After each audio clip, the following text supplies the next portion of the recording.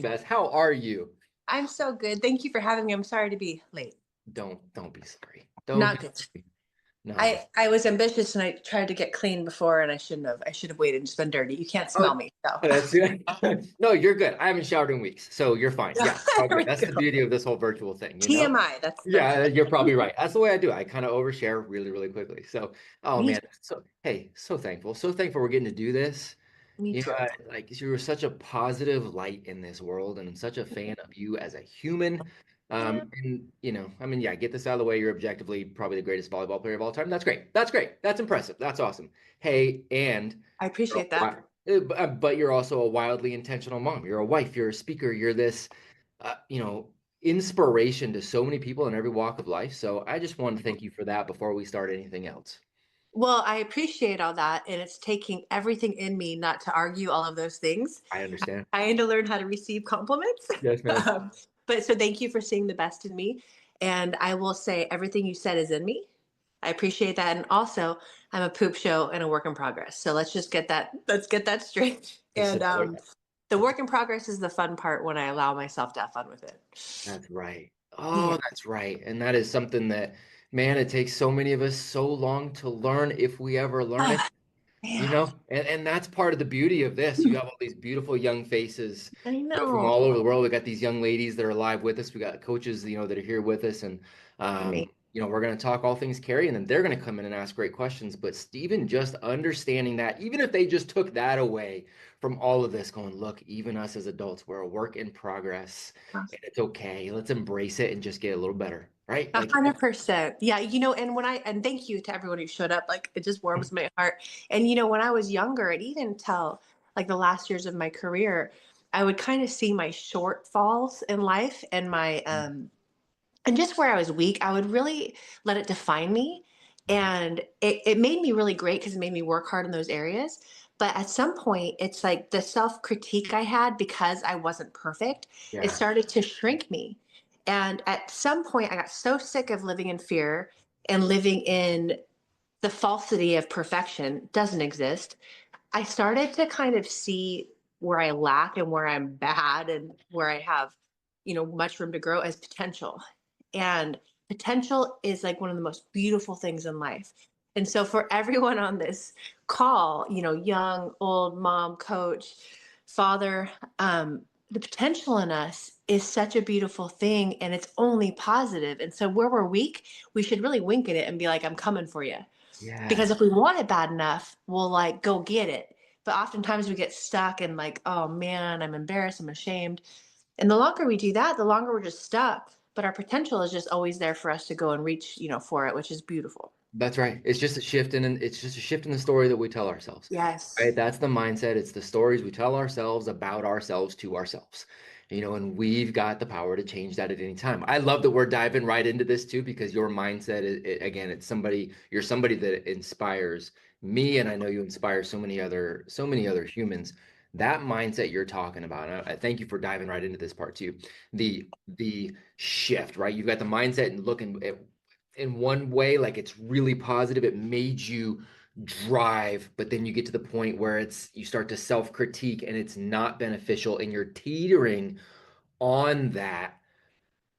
How did you deal with that teetering? Was it the people around you? Did you have to go to this internal work? Like, how did you deal with the teetering so that you stayed performing at this high level in all areas of life, but Mm. did not crumble? I'd crumbled. It was so messy. And Yeah, maybe not outwardly or obviously messy, yeah, but it's even no matter the age, whether I went through this when I was 10 or 16 or 25 or 46, what I am now, yeah. it's kind of a messy process because it's so emotional. And what I've learned is that like with each level up that we do, because I believe everyone on this call is wants a lot of ourselves, right? We want beautiful things in life. And so I think the invitation is since we want things, since we believe in ourselves, we have to be willing to go through these moments where you crumble, and in the crumble it becomes chaotic and sad, but that's where you get to rebuild because out of chaos comes order and it's a choice.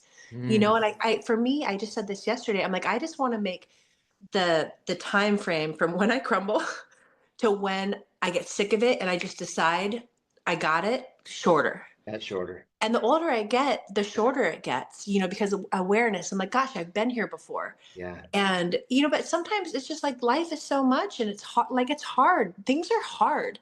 And Yeah. I had this thing the past year,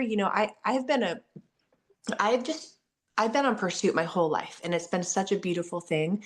And I transitioned, I retired, I transitioned, and part of me is like, well, I've done the hard work. Now I should be able to take all the tools that I learned of being a champion and apply it to my real life. And it should be easier because I'm a champion.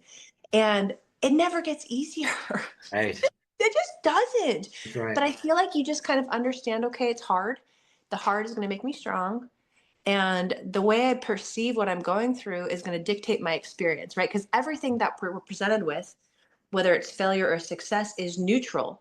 But what we give meaning to is what it's going to be, right? Mhm. And so like I had a hard week last week, and I was like, God, why am I here again? And the conversation I'm having in my head is like very judgmental, Yeah. and it's not serving me. And finally, I'm like, stop. I literally say, like now, past week, whenever I start to feel my brain going in the wrong direction, I literally say stop out loud. And then in the stop, then I'm like, okay, what do I want to feel? That's so What funny. do I want to focus on? And then I choose it. That's so funny. I do this. So, you and I are about the same age. And my wife will be driving in the car, and I'll be doing something in my head, and it's almost an involuntary response. I go, mm-mm, like that, and it's like she's like, "Hey, that's really cool that you've developed Tourette's as you've gotten older. Like that's really cool. I Ah, support you on it. That's fine. so What's cute. going on, right? Like what's in your brain? What's happening? Because you're it's like, oh my gosh, I should know this lesson. But sometimes it is that lesson that we've learned one place and we've learned it, but we almost revisit it again because we're applying it in another area. And Totally. right, and I know I compartmentalize there's Matt as the businessman, there's Matt as the Yeah. coach, there's Matt as the dad, there's Matt as the husband, even the dad to the three kids. It's three different versions slightly because they need a different version of me, right? Yeah. Do you compartmentalize like that for you too and have the Kerri that shows up in one way and you switch it a little for another? Like You how do know, you see that? it's such a good question. I think I'm just pretty consistent across the board. Yeah.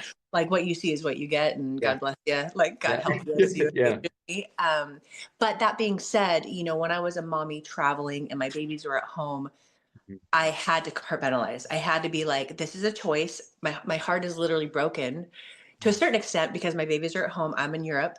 But this is a choice. I'm not a victim. So let me be totally present here and kick butt and, not waste this time away from my kids, make them proud, and then go home happy and satisfied. And Mhm. then when I'm home, and just not just when I'm home, but when I was competing and leaving a lot, my goal to kind of be the antidote to the mommy guilt and to the guilt of leaving and not being everything I wanted to be at the time was to be very present, right? Because quality time is way more meaningful and impactful. Like an hour of quality time, it feels, Mhm.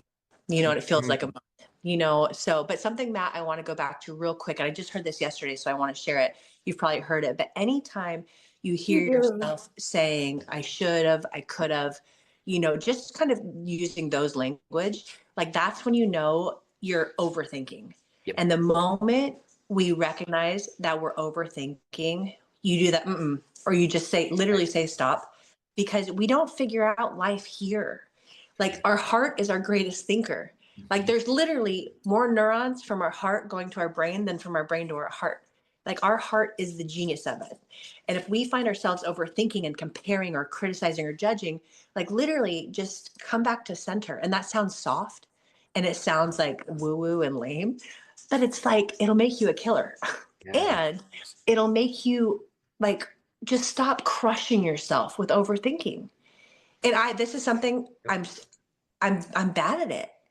Like I ruminate a lot and I go in circles and I'm like trying to work my things out and it doesn't work for me. So I'm really working on that trigger of awareness and Mm. then again choosing something.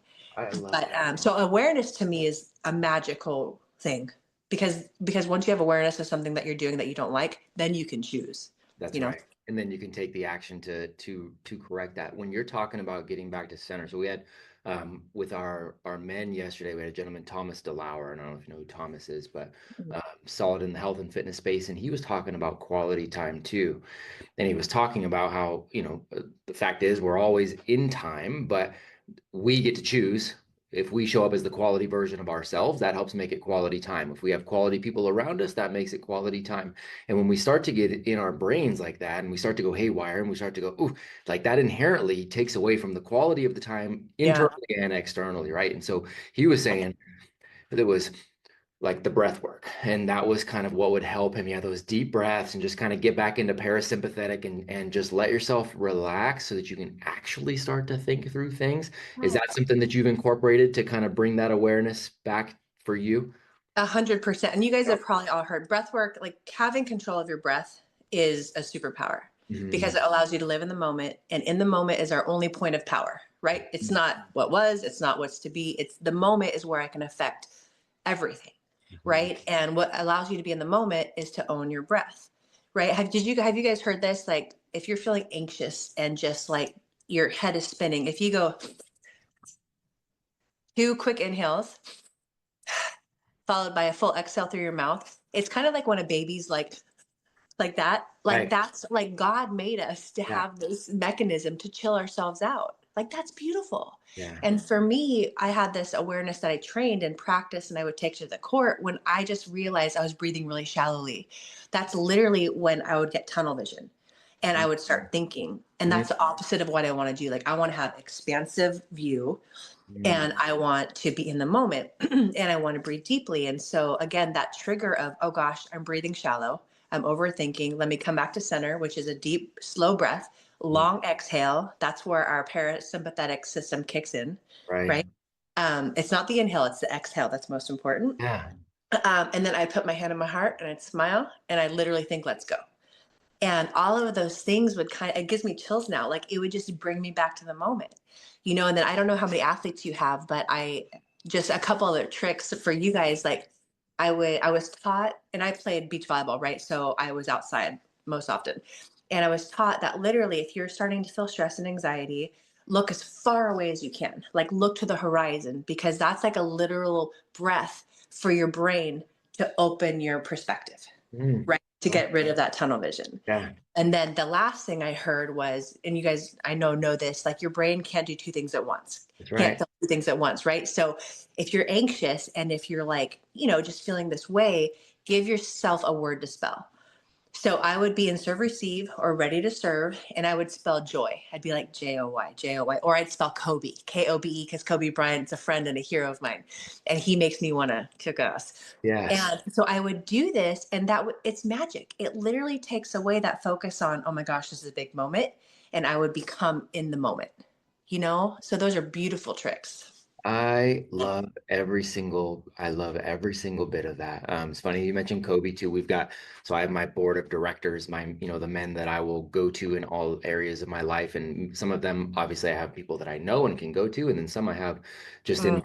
in my mind and I go to them for various things. And I've got a picture that somebody created for me that you can't see, but it's over here hung up on the wall in the office, of my 11 men that are the board of directors. And Kobe Bryant is absolutely in that board, and my nephew's middle name is Kobe. So we're big fans as well, man. Absolutely, but it's the mentality of The that. mentality. And it's not once in a while. A mentality is a Right. lifestyle, That's and if we're changing mentalities, if we're changing habits or ways of being, you got to practice it. You got to rep it out, Mhm. and then you become that. It's not, it could be like this.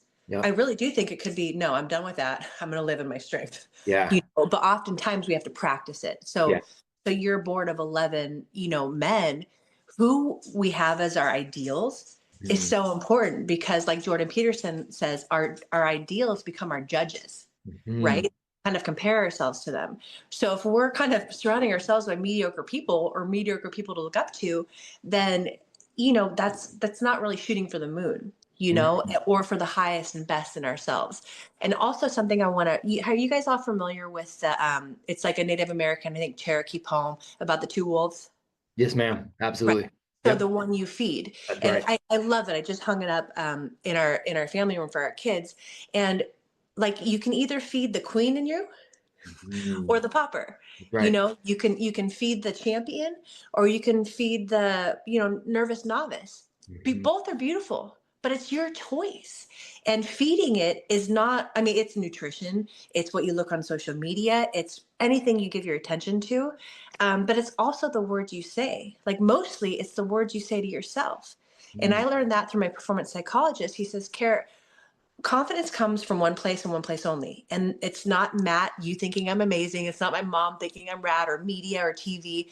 It's the way you talk to yourself. mm, So the way we talk to ourselves kind of puts us in this trajectory and momentum of where we're going. So go back to where we started. I believe everything is energy and everything has momentum, mm, right? And so if we want to live like Kobe, then we talk like a champion always. Even if we just had the worst game, worst speech, worst date, worst whatever of our lives, I'm always going to feed the champion myself mm. because then I'll be going in the direction of what I want and who I want to be.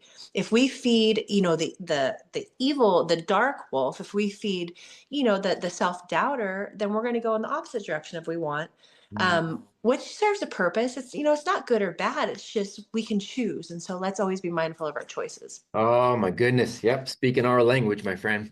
Oh man. So here is something that so you have three Yeah.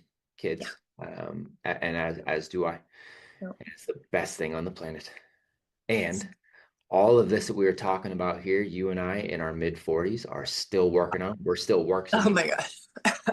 and we know we are responsible for sharing that Mm, mentality in a way that also inspires our young ones to hopefully adopt that too. And that's easier mm, said than done.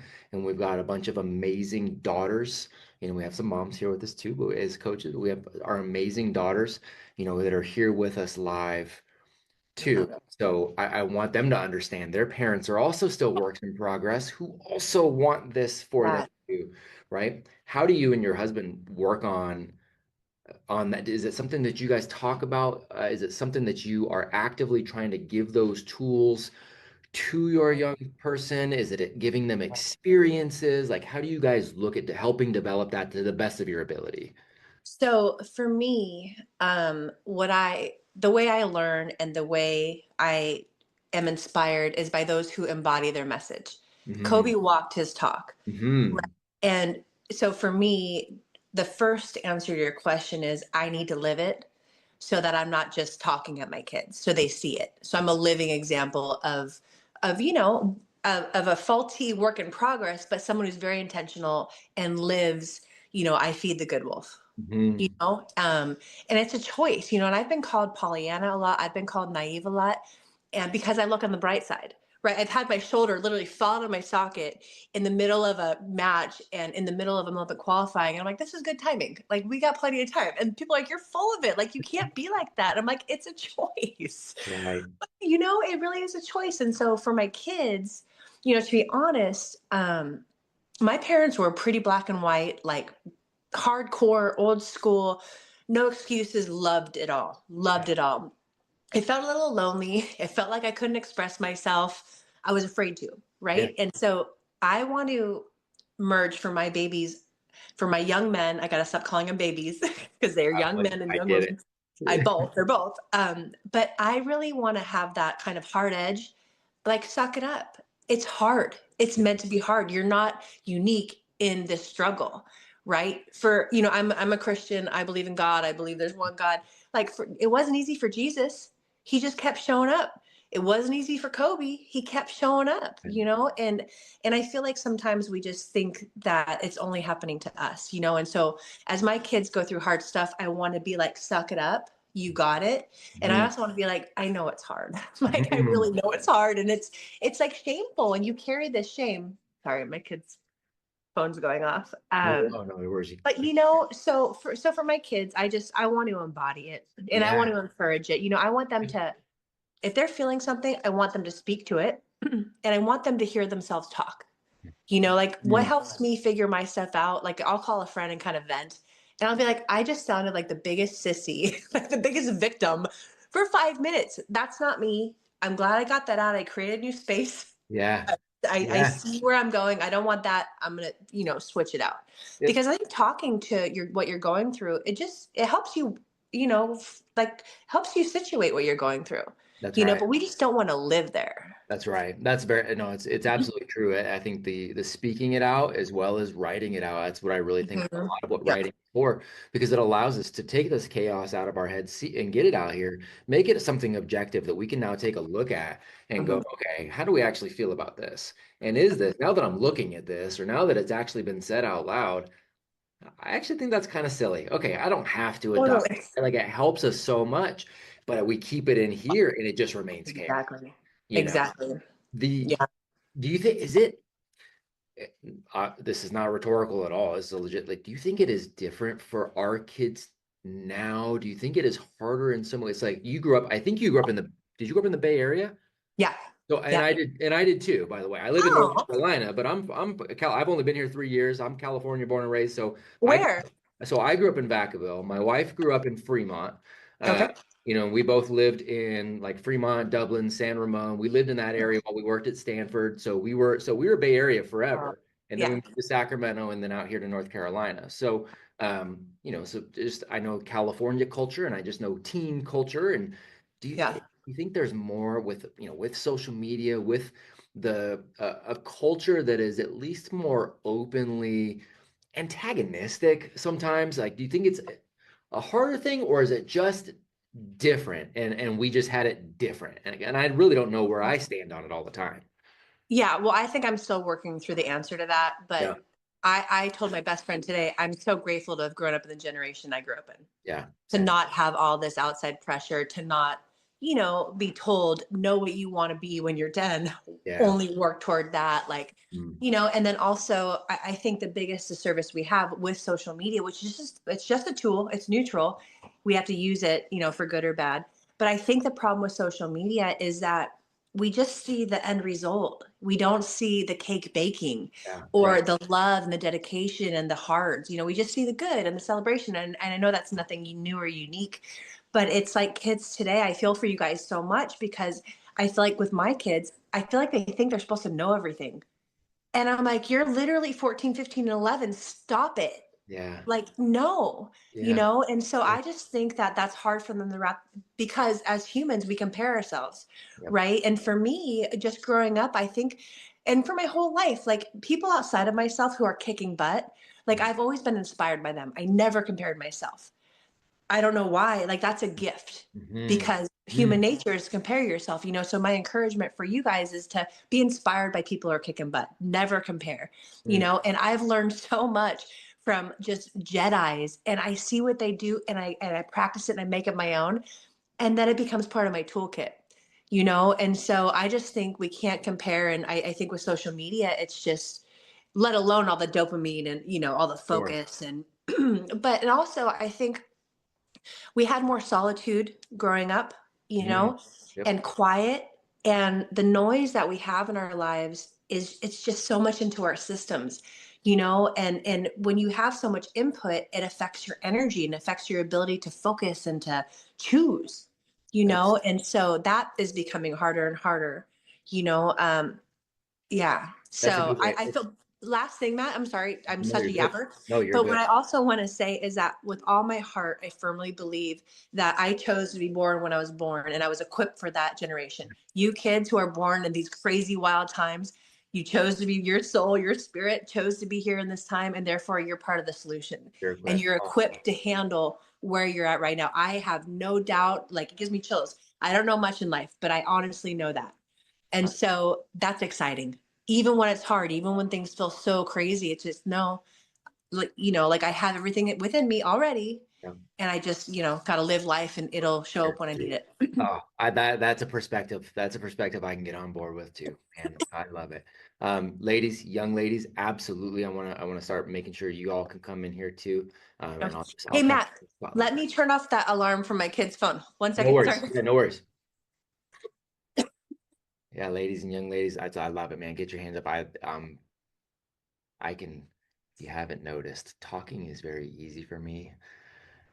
It's kind of a gift and a curse, so I'll just do it. So I'm Okay. glad y'all are in there. Yeah, no worries. And we couldn't even hear it on our end. Oh, you couldn't? Okay, that's Nope. good to know. Nope, not at all. All right, we got You know Coach. what? That's something I'm learning too, is that, when like you're presenting or like you're talking to someone and you're kind of stutter over your words, it's always so much smaller in reality than what's going on in your head. Like I thought that was so loud. I'm like, oh, how embarrassing. But Oh it's my gosh. always minor. It's so minor. 100% it is. And this is, I think, a point worth at least making too. And I want you young ladies to hear this too. So in my in speaking career, I've gotten to do over 1,000 keynotes at this point from the stage. Oof.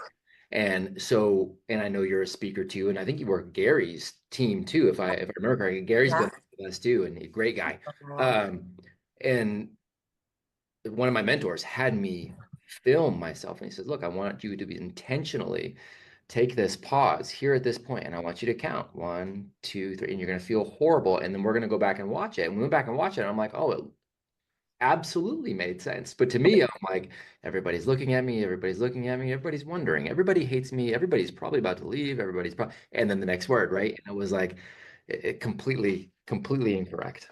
A good All exercise. right, what's up, Coach Witt? I just wanted to add on to what you were saying about the highlight reel that we get to watch of everyone, and we do play that comparison game. I have, a 10-year-old son, and he's like, well, of course I'll never be that fast. And because he, that's what this generation is doing is, oh, we see the best volleyball player, we see the best runner, we see the best swimmer, and immediately he doesn't think to say, okay, well, that person did all of this work to get there, so why should I even try? Because right now I know where I am, and that's not even a reality. Yeah. Mm. Well, It's so wild. It's just such an illusion. Um, but I think on the flip side of it, if you can maybe, and I'm, just suggestions. I have no idea how I'm doing life. I'm figuring it out as I go. But what's so cool is like, but at some point in history, people thought no one could break the 4-minute mile. mhm, Right? Like people are like, it's literally impossible, like physics, life, you can't do it. The moment someone did it, 30 mhm, people did it. And mhm, to me, if we can look at social media like that, it's not that I have to show up and be excellent, but that this is possible, and then we reinforce the fact that it's a process, that you have to work on your foundation, the fundamentals before you can play in the XYZ space. Like, I think that's our job as, guides and coaches and parents, just to remind them that it's a process and everything is just a repetition. Like you're gonna have a great rep, you're gonna have a terrible rep, great rep, terrible rep, great, terrible, terrible. And that's just part of it. And no one is above the process. mhm. Nobody. Mm-hmm. Beautifully said. Beautifully said. So I had a question actually. I know that was like a tag on to something I that you love were it. talking about, but if you could go back to your younger self when you like before you stepped out on the court for the first time, if you could go back to her and tell her one thing, what would it be? Mm, Um, like give me an age, because when I first started, mm, I just, it was so fun. Like I wouldn't change anything from the time I was 10 when I started Mhm. playing volleyball till the time probably I was like 16.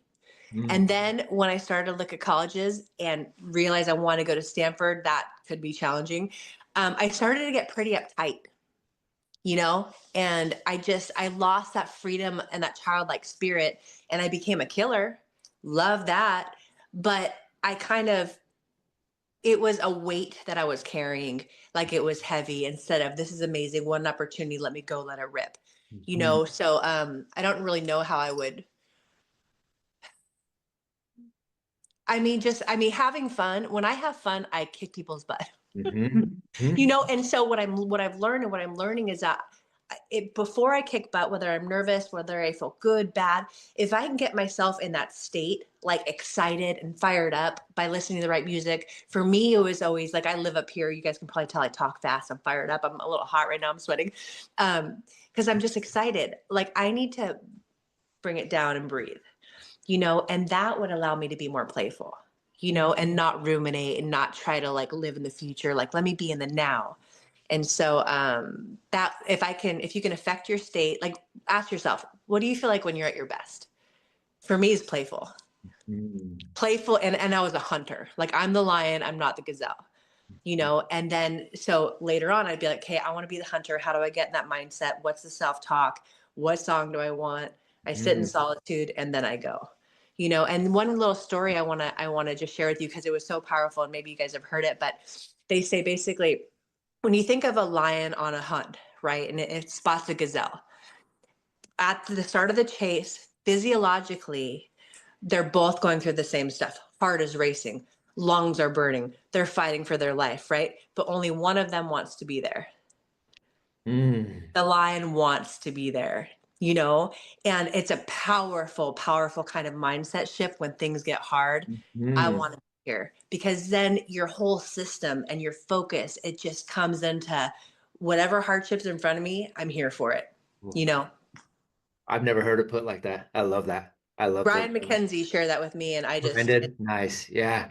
it's a good one. Oh, it's really good. Oh, Really good. All right, let's get Sydney in here. Hello, I'm Sydney. And like your so, hat.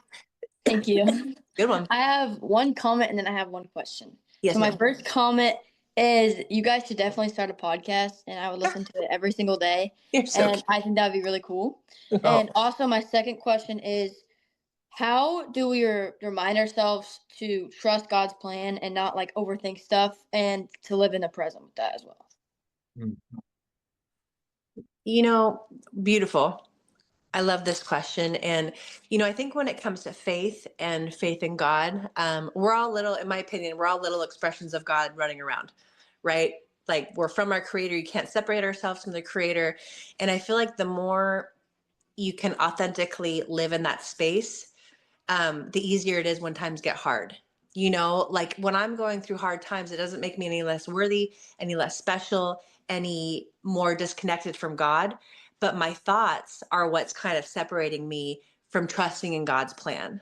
The only thing that you kind of can experience in the unknown is more of yourself, because you're being tested in a new way, and even in this newness and this kind of fear, and when it's wonky, God is always who we are and who's with us, and kind of just to wrap it up, because these are hard things to say out loud. I've never really expressed it, but there's a quote that I love that says, in times of duress and chaos, we fall to the level of our training. Right. And so for me, what that means is, like, I want to practice every single day to be calm. I want to practice every single day to be connected and aligned with God. Every single day, I want to be of service and show up in alignment with my integrity and who I want to be. And I fail every single day, but that's my intention. And the more I can practice that on the court, off the court, with every new interaction, then when things get hard and we're feeling disconnected, we don't lose connection. We're in that space because we're trained in that space. Do you know what I'm saying? So, but if we're like inconsistent with it, like God is with me and I'm with God's plan when things are good, but not when it's bad or hard, that doesn't make sense. That's where God gave us free will, and he gives us free will to not believe in ourselves, but he doesn't go anywhere. That's like the rumination and overthinking, babe. So I don't know the answer, but I know that every time I feel less than, every time I feel a little bit further from God, it's because I'm in my headspace and I'm trying to solve things that don't even exist right now, when it's not even the reality. Like, living in the moment, to me, Hannah, my heart, is the antidote to stress, to antidote to anxiety, to all the what ifs, is like living in the moment. Because God's in the moment. The truth of this moment, all of your expertise and your wisdom, your greatness is in the moment only. It's not what's coming. That'll be new. So good. What do you think, Sid? Thank you. You're welcome, babe. Amen. I gave it away, but I had this necklace that said amen. And my son, like in second grade, he goes, Mama, guess what I learned in school today? He's like, I learned what amen means. I was like, well, tell me. And he goes, it means I believe. And I'm like, and we all have kind of our versions of what amen Yeah. means. But I believe is absolutely, how I interpret it. And so I'm like, how cool that every day when I pray, I finish it with, I believe. And I think, like, I wear gold.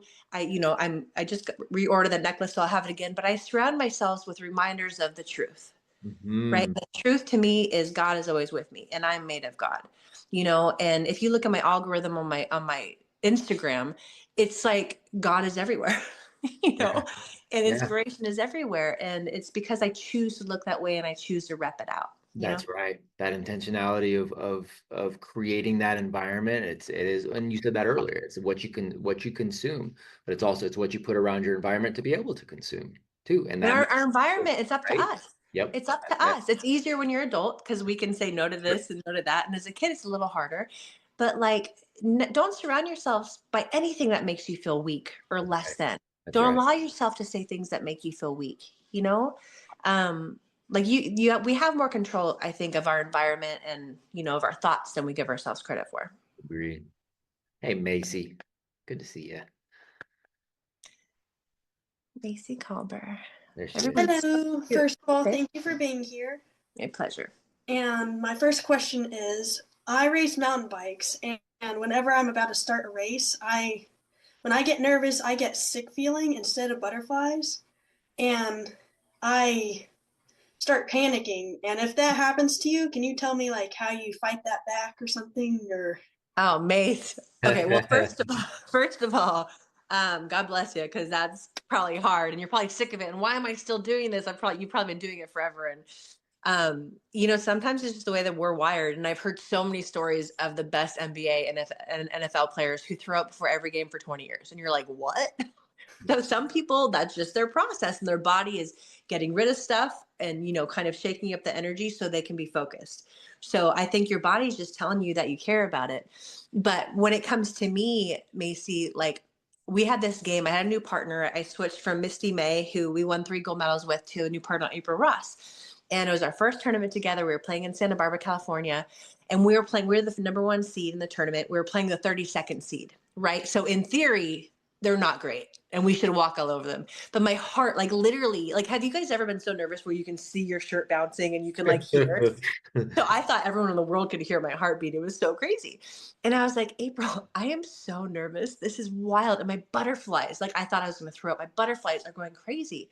And she goes, well, that's awesome. She goes, you're excited. She's like, but I think you should name your butterflies. And I was like, really?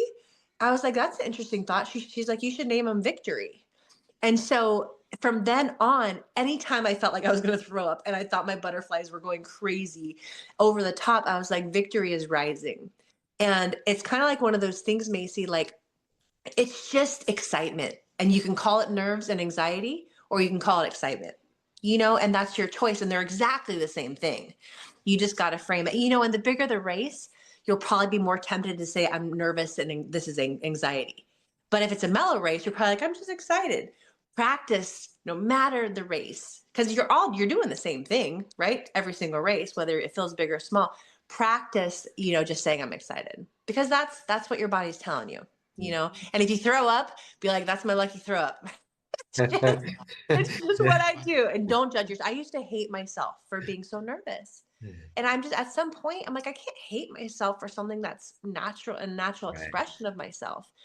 So Oh, you have victory rising all the time, and I think it's really powerful. thank you so much. And good luck with that, babe. That's awesome.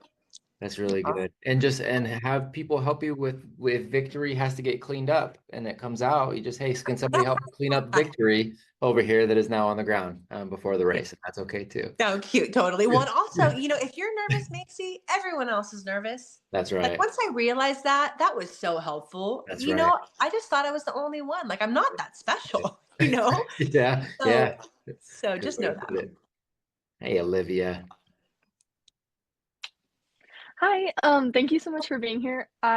You seem like a really awesome person, but I do have a question, but I just remembered something that Macy had said. I kind of deal with the same thing. And I read a book, it's called Chop Wood, Carry Water, and they had said something about what you had said, Kerri. The guy, the like coach or whatever, he's in the book, he had said something along the lines of like, there's a fine line between nerves and excitement, and usually we like confuse it.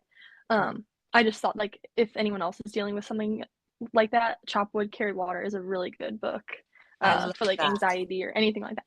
Anyway, my actual question was, how have you dealt with like your environment or a negative environment or like negative people who are in your life? Like is there anything in particular that you do? Like, do you just walk away, or like how do you deal with that? Mm. That's a great question. I've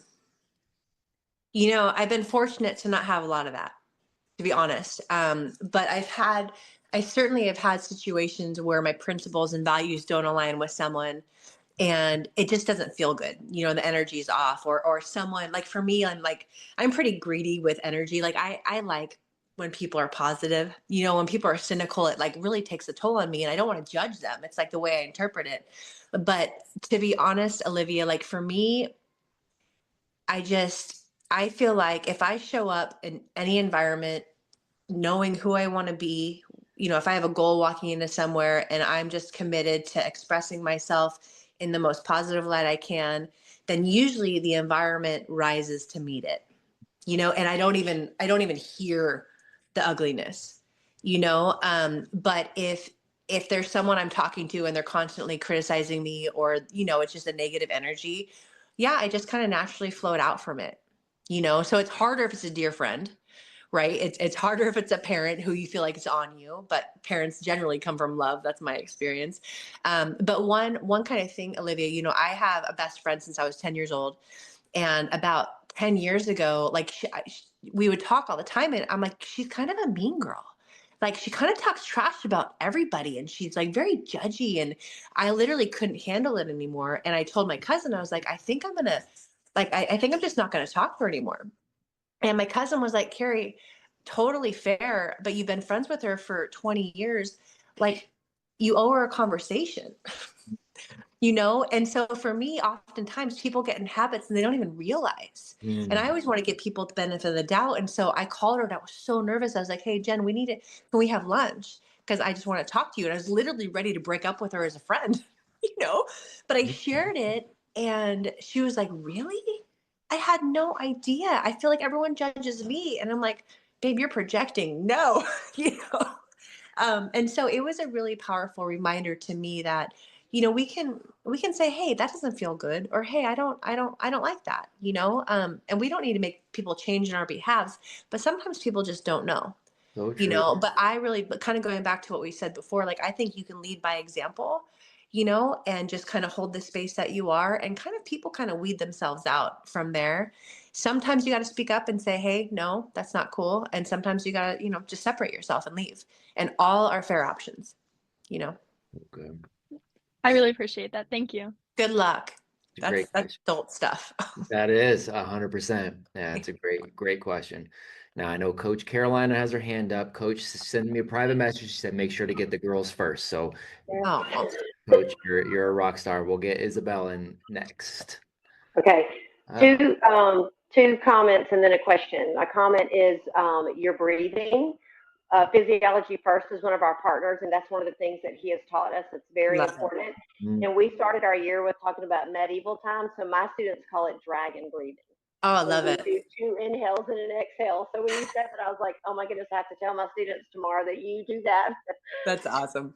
And another comment I wanted to make is you talked about being in the present. And I have another dear friend that talked about love can only truly be felt or found in the present. I Because think in so. the past, you can't go back and get it. And in the future, it hasn't happened yet. So I just wanted these girls to know not only about, to share what you had said, but in the present, that is where true love is. mm. And so I wanted them to hear that. And Amen. then I wanted to ask you, as they're doing sports, because so many of these girls are in different arenas, what can you speak to what to look for in a coach? Like, how do they know that the coach is really there for them and to make sure that they're protecting themselves? Because I'm Mm. sure you've seen it all. Yeah. It's, to me, my experience, baseball, basketball, volleyball. I like BMX, no idea. But fundamentally, I feel like you can tell the heart of a person, Mm. right? And that's really important. And for me, what my parents did so well is they got to know my coaches. And not that they were friends and hung out all the time, but they got to know them before we would sign up, or asked around about them, because coaches get reputations, and you kind of know the ones that are just focused on winning, the ones that are focused on development, the ones who are, old school, new school, whatever it is. And so I would encourage you just to, just poke around, and, maybe be steered toward what's resonant to you. But also, if you have if I don't think the coach needs to be a perfect fit if you know who you are. You know, I just like if I'm ever dependent on someone outside of myself, it's my own fault to a certain extent. As kids, you know, you show up and you kind of have to deal with what you're given. And that in that situation, you know, if you and your coach are on different frequencies and have different languages, or you think he's hard on you, then I think you have to be an advocate for yourself, you know, and you have to say, hey, coach, like when you talk to me this way, this is how I hear it. Am I hearing it right? Or that makes me shut down. How can we do better? You know, and that's really hard. That's hard as an adult, you know, but I just think the more we can advocate for ourselves, always look at yourself first, you know, what can I do different, better, maybe, but if you're doing it all and then you're still in a funky place, you know, have that conversation, you know, kind of be the adult in the room and say, hey, coach, I'm feeling this way. You know, I want to be an asset. How can I adjust my perspective? Or what do you mean when you say this, you know? But I just like, it's weird. I've had only good coaches. Only Great. good coaches, you know, and I don't know why. It's a blessing because I've seen bad coaches and I've seen people allow the coach to make them hate their sport. Mhm. And that should never, and I'm not a fan of quitting mid-season. I'm not a fan of any of that. However, if it's that miserable, you know, you have to take care of yourself, and it's not even being selfish. Mhm. It's just that goes against who I am, who I want to be, and I can't handle it. You know, I feel like there's many paces you go through before you get to that point, and that's a pretty dramatic thing. So I think the more you can be like proactive and get all the information gathering you can before, and then you make the educated decision, and then your job is to make the best of it, you know, and make it the right decision as much as you can, because nothing's perfect. Nothing is perfect, you know. Lord. Absolutely, absolutely. Thank you so much for that great advice and your presence here with us today. Thank you, darling. My pleasure. So good. Isabel, and we'll get Charlie and Adrian. I know Sydney got the hand back up. If we can get that within the hour too. And so just giving a heads up, ladies, because we want to make sure we honor time too. So we're looking good. Isabel, I love your hair. Thank you. I love Oh, it. good. And Great. hi, by the way. Looks great. And you're an amazing mentor. Thank you for being on here. Oh. My question for you was, because you do a lot of sports, have done. Yeah. Was there ever like a time where you wanted to just like quit the sport because like either like something happened or like you just kind of like started getting either bored or like kind of hated it, I guess? And what did you do to kind of like think that fully through, I guess? And if it did change your mind or not? You know, Isabel, I feel like, you know, earlier on, I said I was really grateful to grow up in the generation I grew up in. One of the benefits of being 46 and having grown up in the 80s is that you never did one thing all year round. Like we have 4 seasons for a reason, right? If it's summer all the time, the world will blow up and be dry and go away. Same thing with winter, you know, and I lived my life in seasons. I would have baseball season, basketball season, volleyball season. And now I feel like people follow their hearts and their loves and they do it all year round. And that's really hard on your brain, on your spirit, on your body. And so I think my recommendation, if you're feeling burnt out or like you have time, you know, you can dedicate yourself to your craft, to what you love, and just say, I literally need an off season. Let me go try to do something new and be a rookie at something new, or follow something else I love, you know? And I think a lot of people think if I do that, I won't be as good. I won't get those reps. I won't be as sharp. And that's nonsense. Yep. It really is nonsense to me, because I think maybe like if you take an off season, take 3 months off, 6 months off, and do other things, the other things that you do in that time is just going to give you more range and different skills and different perspective. And it's also going to renew your spirit. It's going to give your body a break. You know what I'm saying? And it's Yeah. really scary though. Like people are like, that's literally impossible. If my kid doesn't, you know, get 3 private lessons and 4 practices in a week, like they're never going to play and they won't be as good. And it's like, I firmly disagree. And you're playing for the short term when life is long and beautiful. You know what I'm saying? Yeah, that's what I always used to think, and it was kind of like if I'm not practicing, then I'm gonna get worse. But I think taking like just like even a week off and then coming back to it, I think there's a lot of room for improvement in there too. Well, and Isabel, do you remember? I mean, remember when COVID and everything shut down? Yeah. Like that to me, like I did Zooms with clubs around the country. And the coolest thing with all of it is they all had this love and this fire and this hunger for their sport again. You know, like, and they didn't have that before. But it's a beautiful thing to miss something. And for me, like with my kids, and my husband is so good at this, like he will introduce them to something new and he'll stop them before they get too tired. So he'll leave them wanting more. And that's a beautiful thing in life. And again, that's it. If you have that as a filter, it'll kind of dictate where you go, because some clubs demand, all year, whatever, but you can get ahead of it and say, hey, this is my season. I'll give you everything I have these 3 months, and then I'm going to move on, and I'll, whatever. But I think that's really important to know, and again, you're going to have a lot of naysayers. You're going to have self-doubt because you'll be different than everyone else, but we don't want to be the same as everyone else. And only what's going to fortify your spirit, and you got to follow that calling as much as you can, I think. Yeah. Brilliant. Thank you. You're welcome. And thank you for being on here. Oh, my pleasure. Thank you for being on here. Aren't they the best? They're the best. We get to do this all the time. It's the so best. Mature. It's the best. It's absolutely the best. All right, Ms. Bernard. There you are. Hi. Hi, Hey. babe. I have two questions. First one is, what can I do to break the habit of comparing myself to, like, this person is so much better than me because they can do this. Mm. And I have the habit of doing that so much. Yeah. Yeah. It's kind of like the difference between nervous anxiety and excitement. If you can just flip it and practice flipping it from comparing yourself to being inspired by them, if she can do it, I can do it, but you're never going to be that person.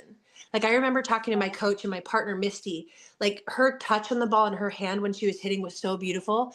And I was like, coach, like, make me like Misty, like, show me, like, I want to train that. And he literally, and I was just on him all the time. He's like, Kerri, you'll never be like her. You will never have that. And I was like, so defeated. He's like, you have other things, work on it and do it your way. You know what I'm saying? So, Yeah. so Miss Bernard, so I would say, just if you can just flip it from comparing to being inspired by, it's a powerful shift, and you're 1 degree away, and then, and again, when you compare, you're going to lose every time, and you don't want to lose. You don't want to set yourself up for losing. It's just not possible for you to be like Lydia or Miss Emma or Miss Macy. It's not possible. So be inspired by Emma and Macy and Miss Lydia, Yeah. Yeah, thank you. So my last question is, so I do jiu-jitsu. Awesome. And I always get so panicked. Sorry, my baby sister's trying to get in. Always get so panicked, and I can't think of normally I would think of God if I'm panicked, and I'm to help me calm down. But what if I'm so panicked and I can't think of him before a match? Oh, well, I think all athletes go through this, so no, you're not alone. Something that I did before every practice and before every game, people would always ask me, what's the difference between like getting ready for a gold medal match and getting ready for practice on a Tuesday? And with all my heart, my answer is nothing.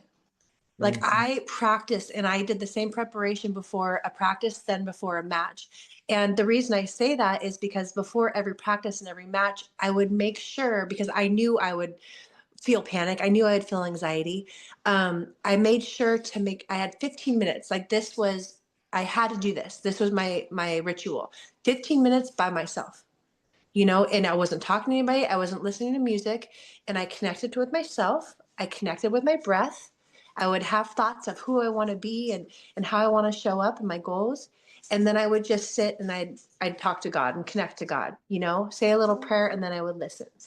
And in those moments, and then I'd warm up, right, and get ready and start to get fired up. But it was those moments of stillness and quiet that prepared me to handle the stress and the chaos of what was to come, And so for me, the days I wake up and meditate right away, the rest of my days, I feel like I'm on vacation and I'm ahead of the day, And so if you can take that time before, and just say, and love the part of you that gets nervous and panicked. Say, I love you. You're okay. I got you, and God's got you, of course, but you have to get you. You have to know that you're okay, and it's okay that you're nervous, So I would just say, get ahead of it as much as you can. And then if you do feel like you're panicked, it's probably because your thoughts are trying to control the situation and thinking too much, and your breath is shallow, right? So the tools that you've already learned, like, bring those tools. So when you think panic, you're like, oh my gosh, I'm doing this again. think, breathe. You know, your panic becomes a cue to let me slow down. And anytime you're going really fast, just be like, let me slow down. Because there's so much strength in slow, you know? Really good. Yeah, Good thank luck, you babe. so much. I really appreciate it. You're very welcome. Good luck.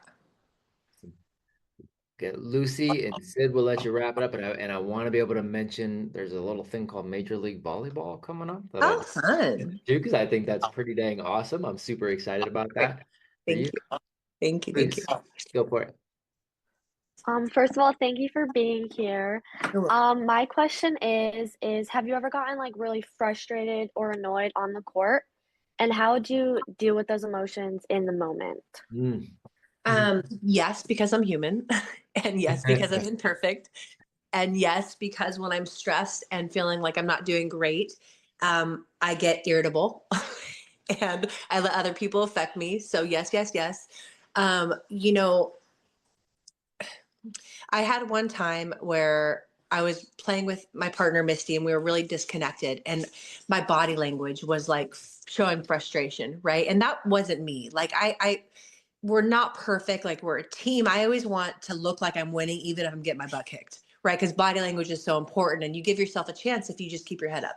But the moment you go like this or express frustration or allow other things to frustrate you, the chance of winning shrink, right? And so I had this match. We were in Berlin, Germany, and I was so frustrated because I thought Misty was kind of dogging it, which she doesn't. It was just whatever. I was just kind of being a victim. And I get off the court, and one of my favorite men's players comes to me. He's like, Kerri, what was that? Like literally, what were you doing? That's inappropriate. It's not who you are. And he like read me the riot act. And I had all these excuses. Well, she said this to me and she was rude and she wasn't trying hard. And he's like, stop. Like literally, and it made me embarrassed. And I was like, oh my gosh, you're right.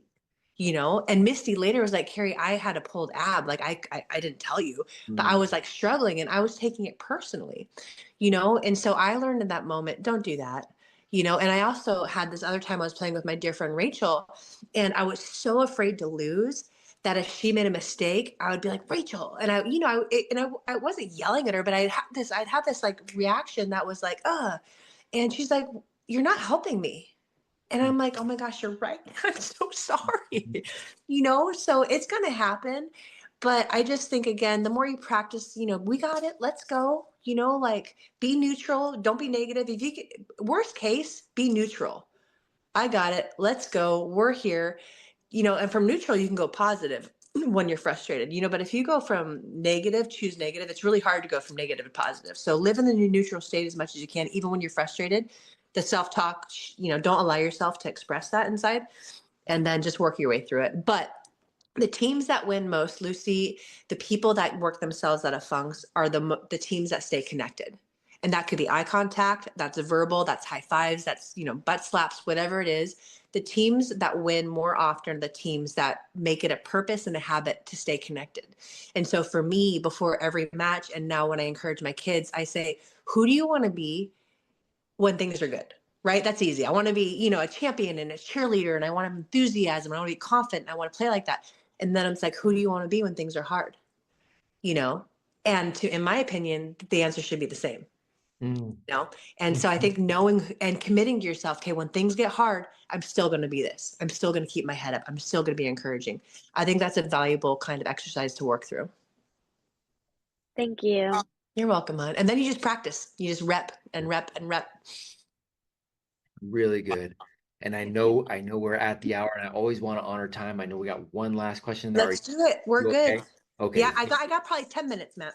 Oh, you're awesome. Thank you. You're Ladies, welcome. I want to make sure we honor time. Sid, go for it.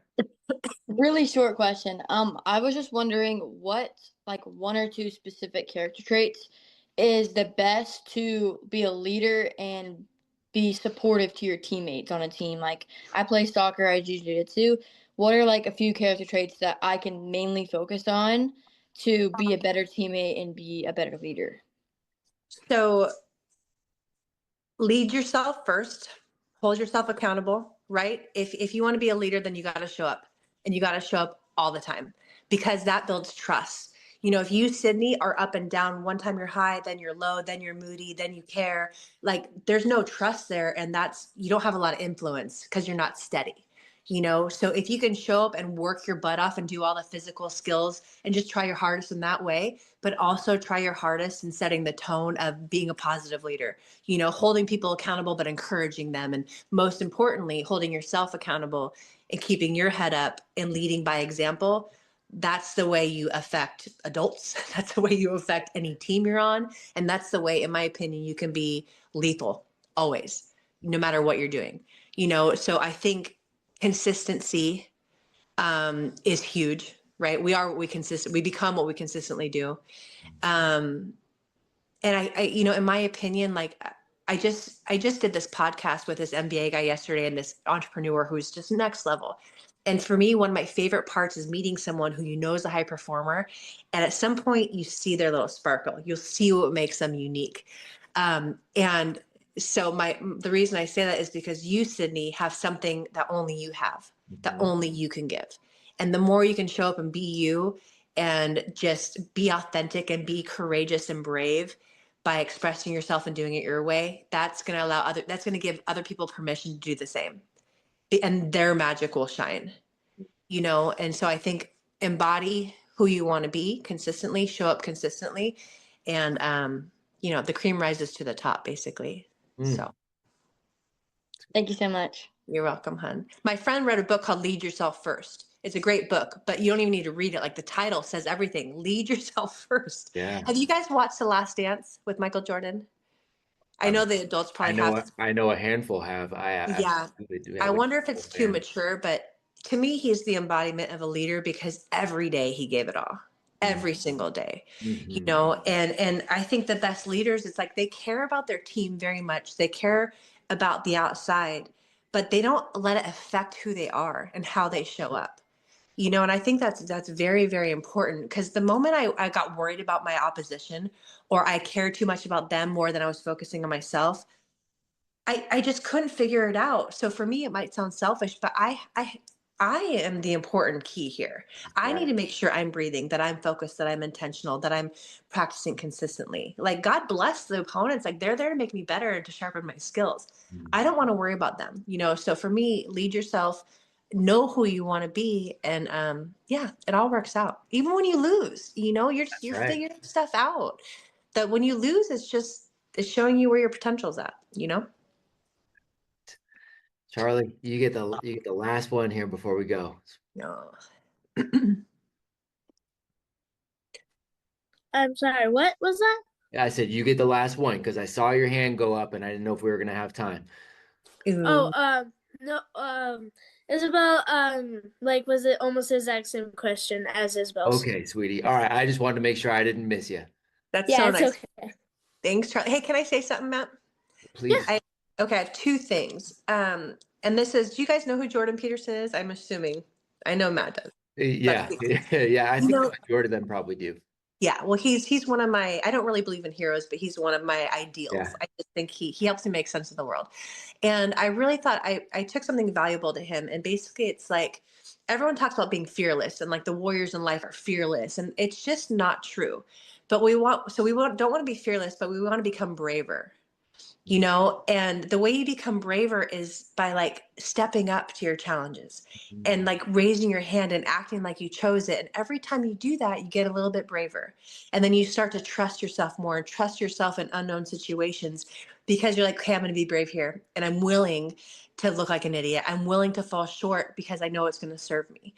So if we could all be a little bit braver every day in pursuit of our highest and best, I think that's a really beautiful thing. Another thing I learned from him is that if you ever have any anger or anxiety or resentment, right, you're carrying this weight. It's your brain saying, I need to speak to this, right? So I can't remember the beautiful young girl who asked me about, when your friends start treating you poorly.